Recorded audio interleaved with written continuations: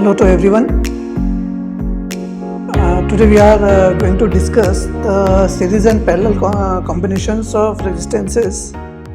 Means अभी तक हमने जो पढ़े हैं वो रेजिस्टेंस की प्रॉपर्टी पढ़ी है, रेजिस्टेंस किन फैक्टर्स पर डिपेंड करता है और जो एक्सटर्नल रेजिस्टेंस हम लोग लगाते हैं उसका क्या इम्पैक्ट होता है सर्किट पर. तो आज इस लेक्चर में हम लोग यदि एक या एक से ज़्यादा रेजिस्टेंस कनेक्टेड हैं सर्किट में तो दो पॉसिबिलिटीज़ हैं. या तो वो सीरीज़ में कनेक्टेड होंगे, यानी एक का जो पहले वाले रेजिस्टेंस का जो बी टर्मिनल है वो दूसरे वाले रेजिस्टेंस के ए टर्मिनल से कनेक्ट होगा, दैट इज़ सीरीज़ कनेक्शन यानी श्रेणी क्रम में. और दूसरा हो सकता है पैरेलल कनेक्शन, जिसको हम 1 बाय 1 देखते हैं. तो इस डायग्राम में हम देख पा रहे हैं कि ये जो रेजिस्टेंस है R1, that is just minute, R1 resistance is connected in series with the R2 resistance and R3 resistance. means R1, R2 and R3 are connected in series, यानी ये श्रेणी में है. ये बिल्कुल वैसे ही है जैसे हम हमारे दिवाली पे जो सीरीज़ लाते हैं, बल्ब की सीरीज़ रहती है ना, तो वो रेजिस्टेंस भी कुछ उसी तरह से कनेक्टेड है. यानी जो R1 का फर्स्ट टर्मिनल है यानी जो सेकंड टर्मिनल है वो R2 के फर्स्ट टर्मिनल से कनेक्टेड है. ठीक है, तो इस तरह से हम बैक टू बैक, इसको कैस्केड भी कहते हैं. तो इस तरह से यदि रेजिस्टेंस लगे तो that is called they are called in series connection. अब एक वोल्टेज सोर्स लगा हुआ है, ठीक है, ये वोल्टेज सोर्स कनेक्टेड है हमारा, जिसका वोल्टेज V है. और जब हम इसको, चूंकि अब सोर्स लग गया है तो करंट फ्लो होगा, करंट इज I. ठीक है, तो करंट कुछ इस तरह से फ्लो होगा. अब हम पहले से जानते हैं कि जो वोल्टेज सोर्स है वो तो वोल्टेज को जनरेट करेगा, लेकिन जो रेजिस्टिव एलिमेंट्स हैं, जो प्रतिरोध हैं, वो रेजिस्टेंस को, वो एनर्जी को कंज्यूम करने का काम करेंगे. ठीक है, तो इसका मतलब ये हो गया कि रेजिस्टेंस के अक्रॉस एक वोल्टेज का ड्रॉप होगा. ठीक है, अब जो वोल्टेज है जितना जनरेट हुआ है वो उतना ही वोल्टेज V1, V2 और V3 के रूप में ड्रॉप हो जाएगा. अब V1 क्या हो गया यहाँ पर? It is not the generated voltage, it is the consumed voltage. ठीक है, V2 भी कंज्यूम्ड वोल्टेज है. किसके द्वारा कंज्यूम किया हुआ है? रेजिस्टेंस R1 या R2 या R3 के द्वारा. ठीक है, तो उसका जो फॉर्मूला होता है, जैसा कि हमने पढ़ा है, Ohm's law. According to Ohm's law V is equal to IR. तो इस केस में यदि हम देखें तो V1 is equal to I into R1. अब देखें आप कि एक बड़ी विशेषता ये है कि जब हम सीरीज में रेजिस्टेंस लगाते हैं तो करंट जो है वो सभी रेजिस्टेंस में से या सभी एलिमेंट्स में से, कोई भी एलिमेंट हो, केवल रेजिस्टेंस की बात नहीं है, तो वो रेजिस्टेंस, वो जो करंट है, इट विल बी सेम. ठीक है, अब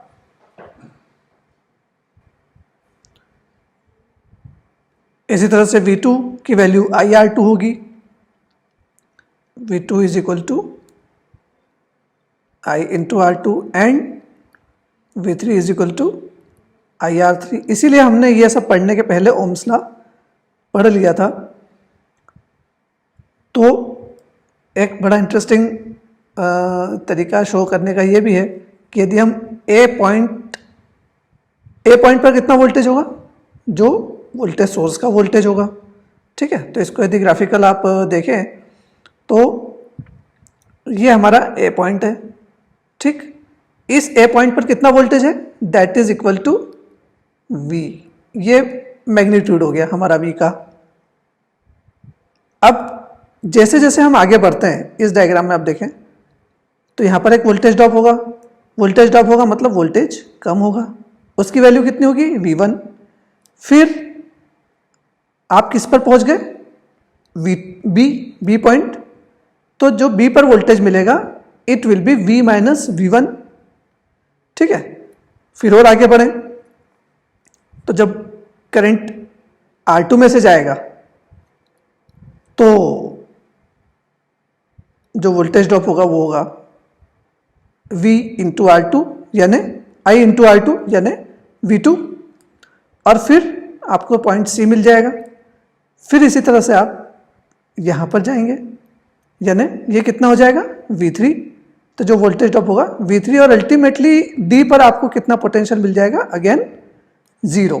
ये D पॉइंट आपको इस डायग्राम में दिख रहा है, यानी A से लेकर D तक पहुँचने में हमें पूरा वोल्टेज ड्रॉप हो जाएगा जितना कि जनरेटेड जो सोर्स से मिल रहा था, यानी जितना जनरेटेड वोल्टेज था या वोल्टेज सोर्स से जितना वोल्टेज जनरेटेड था वो पूरा R1, R2 और R3 के अक्रॉस ड्रॉप होकर 0 हो जाएगा। मीन्स जितना वोल्टेज जनरेट हुआ उतना ही वोल्टेज आपको वापस 0 हो गया। अब हम सीरीज कनेक्शन के कुछ कैरेक्टरिस्टिक्स देखते हैं, क्या फ़ायदे हो सकते हैं, क्या नुकसान हो सकते हैं, ठीक है। तो same current flows through all parts of circuit, जैसा कि मैंने पहले बताया, ठीक है। रेजिस्टेंस मतलब क्या हो गया कि सेम करंट यानी पूरे सर्किट में यानी सीरीज कनेक्शन में जो करंट की वैल्यू रहेगी वो सेम रहेगी, लेकिन वोल्टेज जो है वो चेंज होते जाएगा जैसे जैसे हम आगे बढ़ते जाएंगे, जैसे जैसे वोल्टेज ड्रॉप्स उसमें ऐड होते जाएंगे। रेजिस्टेंस आर एडिटिव, ठीक है। जैसे कि हम बात करें यदि इसकी तो मैंने बताया कि V1 की वैल्यू क्या है I इंटू R1, V2 की वैल्यू है I इंटू R2, V3 की वैल्यू है I इंटू R3, ठीक है। अब जितना वोल्टेज जनरेट हुआ है वो उनके ड्रॉप्स के बराबर होगा, V2 प्लस V3, ठीक है। अब V क्या है हमारा, V is the generated voltage यानी टोटल वोल्टेज जिसको हम कहेंगे, तो ये हो गया। तो यदि हम ओम्स लॉ लगाएं तो I into R equivalent, I is the total current, R equivalent किसे कहेंगे, टोटल रेजिस्टेंस पूरे सर्किट का। यदि हम उसको क्यूमुलेटिवली R1, R2 और R3 के बारे में बात करें तो उसको हम R इक्विवेलेंट कहेंगे। V1 की वैल्यू I इंटू R1, क्योंकि करंट सेम है इसलिए I, again current is same, so voltage drop will be I into R2, I into R3, I is common, so we can say कि R equivalent is equal to R1 plus R2 plus R3, that's it। ये हमारा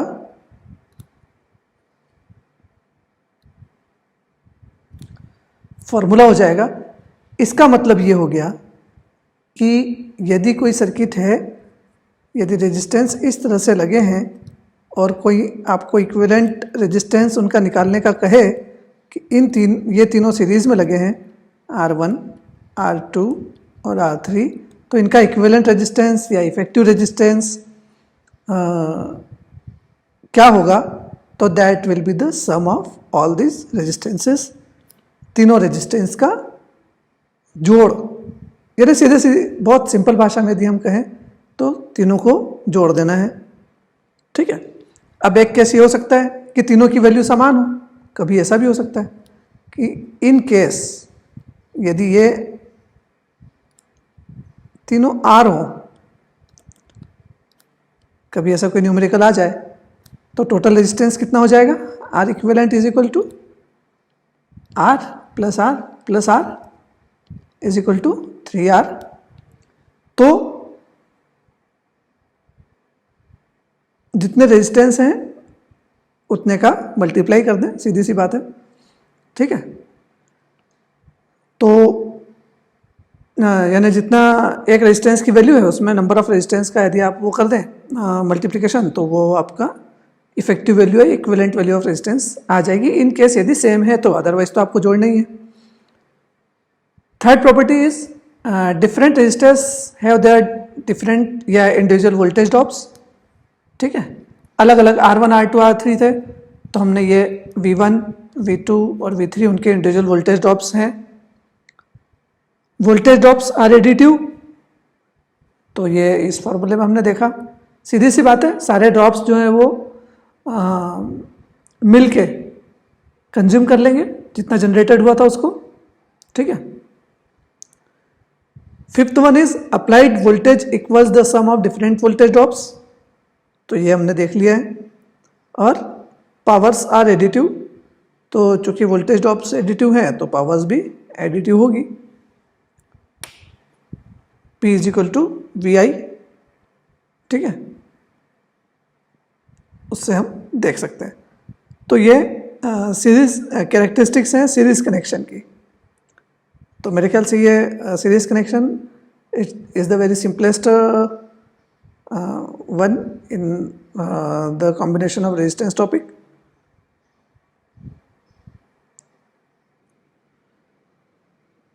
Now we are going to learn the parallel connection of resistances. It is the another way of combining more than one resistances. तो इसको यदि हम हिंदी में कहें तो ये कहलाता है समांतर क्रम। समांतर क्रम में यदि हम प्रतिरोधों को लगाते हैं तो अभी तक जो हम लगा रहे थे रेजिस्टेंसेस को वो कुछ इस टाइप से था, यानी सीरीज कनेक्शन में यदि ये A है A1, ये B1, ये एक दूसरा रेजिस्टेंस है, ये पहला रेजिस्टेंस का नाम है R1, दिस इज R2, ये हो गया A2 और ये हो गया B2, and third one is A3 and B3 R3। अभी तक हम क्या कर रहे थे कि इसका जो B टर्मिनल है इसको हम कनेक्ट कर रहे थे इसके A टर्मिनल से, और ये जो सेकंड रेजिस्टेंस है इसका B2 टर्मिनल इसके A3 टर्मिनल से, यानी इसके फर्स्ट टर्मिनल से कनेक्ट कर रहे थे। लेकिन अब यदि हम इसे थोड़ा और करेक्ट करें तो यदि हम ऐसा कर दें, ये तीनों A1 A2 और A3 को ज्वाइन कर दें और B1 B2 B3 को ज्वाइन कर दें, तो ये जो कहलाएगा कनेक्शन, यानी तीनों टर्मिनल के तीनों रेजिस्टेंस के जो फर्स्ट टर्मिनल्स हैं वो एक साथ कंबाइन हो जाएं और जो दूसरे रेजिस्टेंसेस जो दूसरे टर्मिनल्स हैं उनका वो सब एक साथ कंबाइन हो जाए, तो ये कहलाता है पैरेलल कनेक्शन। तो इस डायग्राम में हम इसको देख पा रहे हैं। अब इसमें और सीरीज कनेक्शन में क्या डिफरेंस है ये थोड़ा सा देख ले कि हमारा जो सीरीज कनेक्शन था वो कुछ इस तरह से था।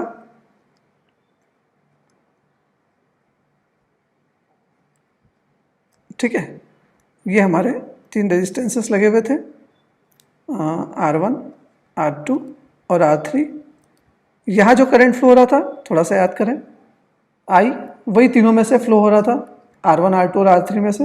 लेकिन अब यहाँ पर थोड़ा सा डिफरेंस ये आ जाएगा कि ये जो करंट हमारा I फ्लो हो रहा है, टोटल करंट I, अब वो डिवाइड हो जाएगा I1, I2 और I3 में, यानी इन तीन ब्रांचेस में करंट डिवाइड हो जाएगा। और उस करंट का मैग्नीट्यूड क्या रहेगा, जो भी R1, R2 या R3 की वैल्यू रहेगी, यानी R1 की वैल्यू यदि कम है, सबसे कम है R2 और R3 से, तो वहाँ पर सबसे ज़्यादा करंट होगा, क्योंकि जो रेजिस्टेंस की प्रॉपर्टी है वो ये है कि वो करंट के पाथ में ऑब्स्टेकल क्रिएट करता है, यानी करंट को अपने में से जाने नहीं देता है, तो या एनर्जी का लॉस करता है। तो जितना कम रेजिस्टेंस होगा उतना ज़्यादा करंट होगा, जितना रेजिस्टेंस की वैल्यू ज़्यादा होगी उतना कम करंट होगा। तो करंट की वैल्यू या मैग्नीट्यूड जो है वो अलग अलग होंगे, इसीलिए हमने उसको I1, I2 और I3 दिखाया है। यदि रेजिस्टेंस सेम होते तो फिर तीनों में सेम करंट डिवाइड हो जाता। क्लियर है? लेकिन एक बात और ध्यान दें यहाँ पर आप कि यदि इसको हम ए टर्मिनल माने और इस टर्मिनल को बी माने तो ए और बी के बीच में जो वोल्टेज है दैट इज कांस्टेंट, यानी उसकी वैल्यू क्या होगी, उसका वैल्यू होगी वी, मैग्नीट्यूड वी, यानी ए और बी के बीच में जो वोल्टेज होगा वो भी सेम होगा, ठीक है। और यानी R1 के अक्रॉस जो वोल्टेज होगा that will B we, R2 के अक्रॉस जो वोल्टेज होगा वो भी वी होगा, और R3 के अक्रॉस जो वोल्टेज होगा वो भी वी होगा, ठीक है। अब जैसा कि हमने KCL पढ़ा था पहले, तो वो यही कहता है कि किसी भी एक नोड पर total incoming currents is equal to sum of outgoing currents. तो इनकमिंग करंट क्या हो गए, आई, इनकमिंग करंट कितना है ए नोड पर यदि बात करें तो आई किसके बराबर होगा, total outgoing currents I1 I2 plus I3। इसीलिए हमने ये पढ़ने के पहले KCL और KVL और ओम्स लॉ को स्टडी कर लिया था। अब फिर से अब यहाँ पर ओम्स लॉ लगाएं, टोटल करंट कितना होगा, V is equal to I R, तो I is equal to V by R, V upon R equivalent. यदि इन तीनों का जो इफेक्टिव रेजिस्टेंस है R1 R2 R3 का, यदि उसको हम R इक्विवेलेंट कहें, यानी पूरा सर्किट का जो रेजिस्टेंस है वो यदि R इक्विवेलेंट है, तो वोल्टेज अपॉन जो टोटल रेजिस्टेंस है सर्किट का वो किसके बराबर होगा, that will be equal to I। और I1 की बात करें तो क्या होगा, V बाई R1, ठीक है। क्यों, फिर से ओम्स लॉ यदि यहाँ पर लगाएं, इस रेजिस्टेंस के लिए यदि ओम्स लॉ लगाएं R1 के लिए, तो क्या हो जाएगा, V इज इक्वल टू, क्योंकि इसके बीच में जो वोल्टेज है वही टोटल अप्लाइड वोल्टेज है। अभी चूंकि ये बहुत सिंपलेस्ट केस है इसलिए, तो जो अप्लाइड वोल्टेज है वही यहाँ पर, अब यहाँ पर वोल्टेज ड्रॉप होने का प्रश्न नहीं है, ठीक है। तो यहाँ पर कितना करंट जाएगा ये डिफरेंट होगा तीनों में, ठीक है। तो V is equal to I R से यदि बात करें तो I1 इज इक्वल टू हो जाएगा V अपॉन R1, तो similarly V upon R2 plus V upon R3, ठीक है।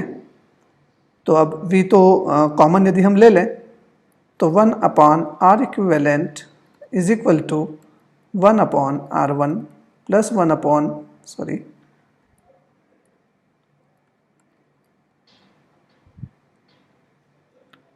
Plus 1 upon R2 plus 1 upon R3, ये हो जाएगा आपका R इक्विवेलेंट की वैल्यू। या फिर इसको कंडक्टेंस के फॉर्म में कहें तो G इक्विवेलेंट, क्योंकि रेजिस्टेंस का जो अपोजिट होता है दैट इज कंडक्टेंस, तो G is equal to G1 plus G2 plus G3।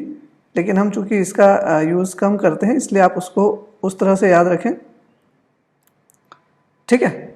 तो that is the formula for parallel connection of resistances, यानी R इक्विवेलेंट की वैल्यू क्या होगी ये हम देख सकते हैं। अब एक छोटा सा एग्जांपल लेते हैं, और तो यदि ये रेजिस्टेंस 3 रेजिस्टेंस नहीं होते और 2 रेजिस्टेंस होते, कोई भी 2 रेजिस्टेंस यदि पैरेलल में है तो क्या होगा ये देख लें थोड़ा सा।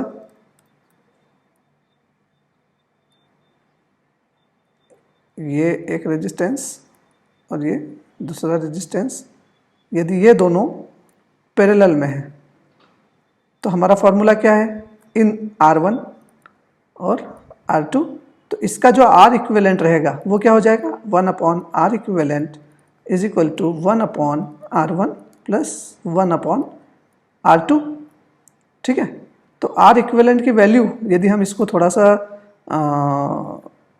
सिंप्लीफाई करें तो R1 R2 upon R1 plus R2 होगी, ठीक है।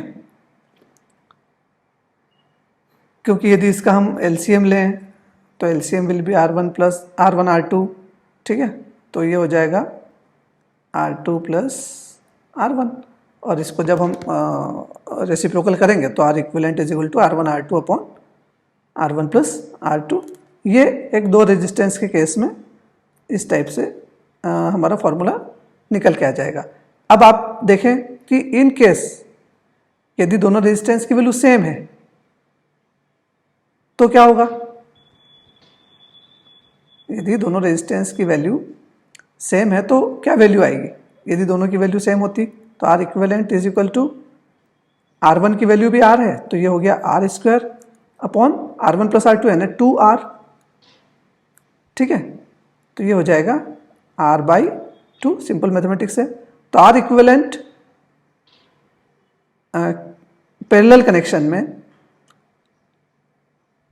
एक रेजिस्टेंस की value upon total number of resistances. दो रेजिस्टेंसेस हैं, यदि 3 होते तो R/3 हो जाता, यदि 4 होते तो R/4 हो जाता। जबकि हम थोड़ा सा यदि रिमाइंड करें तो सीरीज कनेक्शन में एडिटिव थे, सारे जो रेजिस्टेंसेस थे वो कैसे थे, एडिटिव थे, यानी जितने रेजिस्टेंसेस हैं उसका मल्टीप्लिकेशन हो जाता था, यानी सभी रेजिस्टेंस को ऐड करना है, सीधी सी बात है। लेकिन पैरेलल में उसको हम डिवाइड करेंगे यदि रेजिस्टेंस की वैल्यू सेम है तो, इज इट। अब जैसे हमने सीरीज कनेक्शन की, सॉरी ये छोटा सा यहाँ पर करेक्शन है, that is not series, that is parallel। ठीक है, तो same voltage across all parts of circuit, जैसा कि हमने पहले देखा कि यदि ये रेजिस्टेंस है तो जितने भी पार्ट्स हैं सभी के अक्रॉस जो वोल्टेज रहेगा वो कांस्टेंट रहेगा, लेकिन करंट जो है वो चेंज हो जाएगा। तो ए और बी टर्मिनल के बीच में रेजिस्टेंस कांस्टेंट, वोल्टेज कांस्टेंट रहेगा। डिफरेंट रेजिस्टेंसेस है देयर इंडिविजुअल करंट। जितने भी रेजिस्टेंस हैं, जैसे हमने अभी पहले डायग्राम देखा था कि सबका अपना अपना अलग अलग करंट होगा, I1, I2 और I3, उनकी रेजिस्टेंस की वैल्यू पर डिपेंड करेगा ये। If n resistors, third one is if n resistors each of resistance R are connected in parallel then total resistance R equivalent is equal to R/n। हम already इसको derive कर चुके हैं। ठीक है, जैसे यदि हमने 2 का रेजिस्टेंस का एग्जांपल लिया था तो R equivalent is equal to R/n।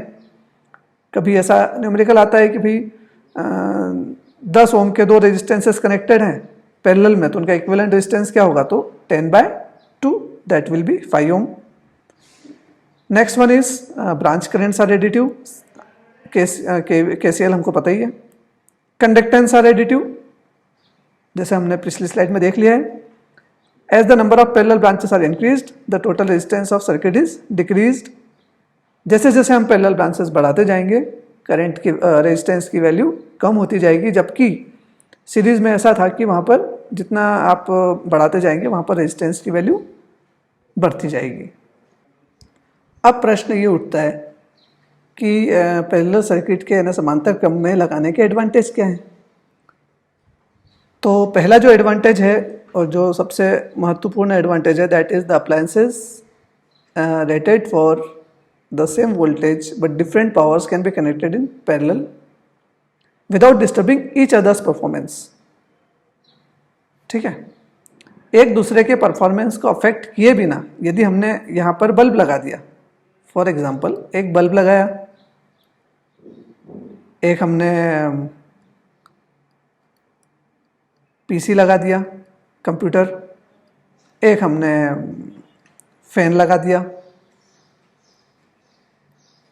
ठीक है, यदि इनको हमने सबको पैरेलल में लगा दिया, जैसा कि हमारे घर में होता ही है,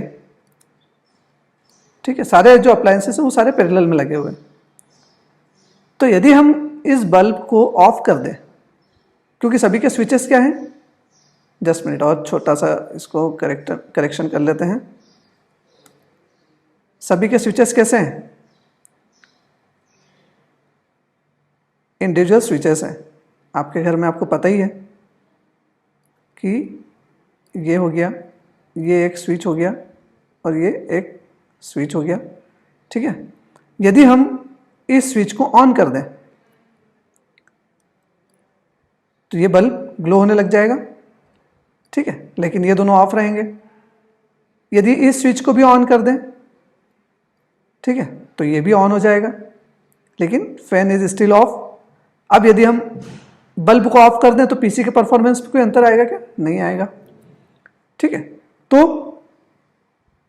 और आप ये भी थोड़ा सा गौर करें, जितने भी अप्लायंसेस हमारे वो 220 या 230 वोल्ट के लिए, क्योंकि हमारे यहाँ पूरे भारत में 220 वोल्ट 230 वोल्ट जो है वो हमारी एक रेटेड वोल्टेज है, और सारे अप्लायंसेस उसके लिए डिज़ाइन होते हैं। अब वो कितना करंट लेंगे, अब प्रश्न आएगा करंट का, तो वो उनकी पावर रेटिंग पर डिपेंड करता है कि 9 वाट का बल्ब है या 12 वाट का एलईडी है या 16 वाट का एलईडी, अकॉर्डिंगली वो उसमें से करंट फ्लो होगा, लेकिन वो सारे ऑपरेट करेंगे फिक्स वोल्टेज पर, 220 वोल्ट पर, ठीक है। Thus, a 230 watt TV receiver can be operated independently in parallel with the 230 volt 40 watt lamp. तो सारे ये लैम्प का इस पीसी से कोई संबंध नहीं है, इस कंप्यूटर से कोई संबंध नहीं है, ये आपकी टीवी से, आपके फैन से कोई संबंध नहीं है, वो अपना इंडिपेंडेंटली ऑन ऑफ होता है। लेकिन यदि यही काम हम सीरीज में करते तो क्या होता? ये यदि आपका बल्ब है, एलईडी है, ये आपका फैन है, क्योंकि ये तो सीरीज में लगे हुए हैं, ये आपका पीसी है, ठीक। तो एक यहाँ पर यदि स्विच होता, या इसके लिए भी आप इंडिपेंडेंटली एक स्विच देते, ठीक है, तो जैसे ही एक स्विच को ऑफ करते ये सारे ऑफ हो जाएंगे, क्योंकि यहाँ सब सीरीज में लगे हुए हैं और इसके आउटपुट टर्मिनल से फैन कनेक्टेड है बल्ब के आउटपुट टर्मिनल से, इसलिए ये सभी ऑफ हो जाते। यदि हम फैन के स्विच को ऑफ करते तो पीसी भी ऑफ हो जाता, यदि इंडिपेंडेंट स्विच लगाएं भी तो, ठीक है। लेकिन यदि हम पैरेलल कनेक्शन की बात कर रहे हैं तो ये लिमिटेशन हमारा सॉर्ट आउट हो जाता है, वो वहाँ पर वो इशू ख़त्म हो जाता है, यानी सारे जो अप्लायंसेस है वो इंडिपेंडेंट है। तो हमारे यहाँ जो कनेक्शन है घरों में, डोमेस्टिक इंडस्ट्रियल जितने भी हैं, वो सब कांस्टेंट वोल्टेज पर पैरेलली कनेक्टेड हैं, समांतर क्रम में लगे हुए हैं।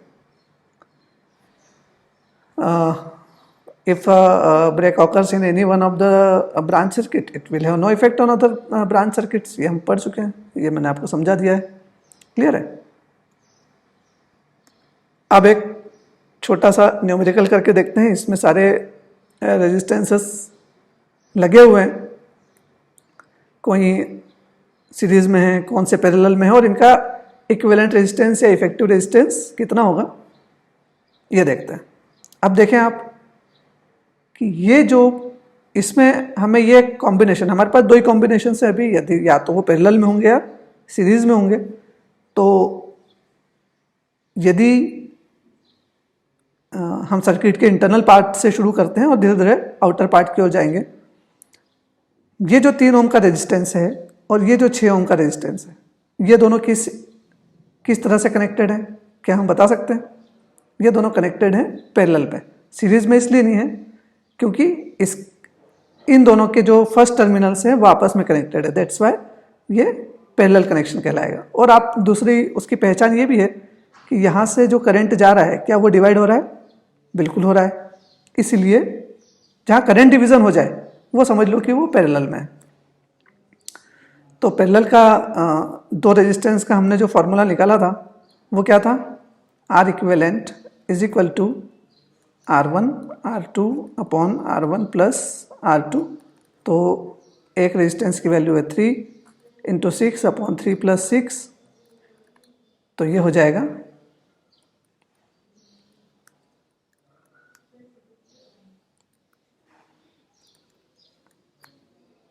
ये हो जाएगा 18/9, इट विल बी 2, ठीक है। तो इन दोनों का जो क्युमुलेटिव इफेक्ट यानी जो क्युमुलेटिव रेजिस्टेंस है, इफेक्टिव रेजिस्टेंस है, वो 2 ओम आया। अब आपका सर्किट बन गया किस तरह से? इसको रिप्लेस कर दिया हमने 2 ओम से, ये ए पॉइंट है, ये 2 हो गया, ये 18। इसको रिस्ट्रक्चर करते हैं सर्किट को और फिर बात करते हैं। ये हो गया, दैट इज 5 ओम, और जो हमारा ये 8 है ये तो है ही, ठीक है। बी, अब देखें आप कि ये जो 2 ओम रेजिस्टेंस जो हमारा 3 और 6 का इक्विवेलेंट रेजिस्टेंस निकला था 2 ओम, अब वो 18 ओम के साथ क्या हो गया है, सीरीज में हो गया है, ठीक है। क्योंकि 2 ओम का जो सेकंड टर्मिनल है वो इसके फर्स्ट टर्मिनल से है, और दूसरी बात ये है कि इसमें से जो करंट है वो डिवाइड नहीं हो रहा है, तो ये भी एक आइडेंटिफिकेशन का तरीका है। तो दोनों सीरीज में है, तो जैसे कि हम जानते हैं कि यदि सीरीज में हो तो क्या हो जाएंगे, एडिटिव रहेंगे। तो इन दोनों का जो इक्विवेलेंट रेजिस्टेंस हो जाएगा, R equivalent is equal to 2 + 18 is equal to 20 ohms. तो इसको फिर से रीड्रॉ करते हैं। ये हो गया हमारा 20, ये हो गया 5, ये हो गया 8 जो पहले से है ही, ये है ए। अब देखिए आप कि अब फिर से चलें, ये दोनों कैसे दिख रहे हैं, ये दोनों हमको फिर से पैरेलल में दिख रहे हैं, क्योंकि इस पॉइंट से यदि करंट आता है ए पॉइंट से, तो फिर से वो डिवाइड होगा 20 में और 5 में। तो आर इक्विवेलेंट का फिर से रेजिस्टेंस इन दोनों का निकाल लेते हैं। तो 20 × 5 क्योंकि पैरेलल में है, अपॉन 20 + 5, ये हो जाएगा 100 अपॉन 25 इज इक्वल टू 4। तो इसका जो निकला है, इसका हमारा इफेक्टिव रेजिस्टेंस निकला है 4। फिर से रीड्रॉ करें क्या, ये हो गया 4 क्योंकि इन दोनों का मिला के, और ये हमारा 8 अभी वैसे ही है। अब ए और बी को देखें तो अब ये दोनों फिर से सीरीज में हैं, तो अब ए और बी के बीच में जो आर इक्विवेलेंट निकल रहा है दैट विल बी फाइनली 8, क्योंकि सीरीज में है तो 8 और 4 12, तो 12 ओम्स। तो इसका जो आंसर है R equivalent is equal to 12 ohms. ये एग्जाम्पल हमने इसलिए लिया है क्योंकि इसमें हम दोनों कॉम्बिनेशंस हमारे फुलफिल हो रहे हैं, दोनों कॉम्बिनेशंस की अंडरस्टैंडिंग हमारी कंप्लीट हो रही है। तो that was all about the series and parallel connection of resistances.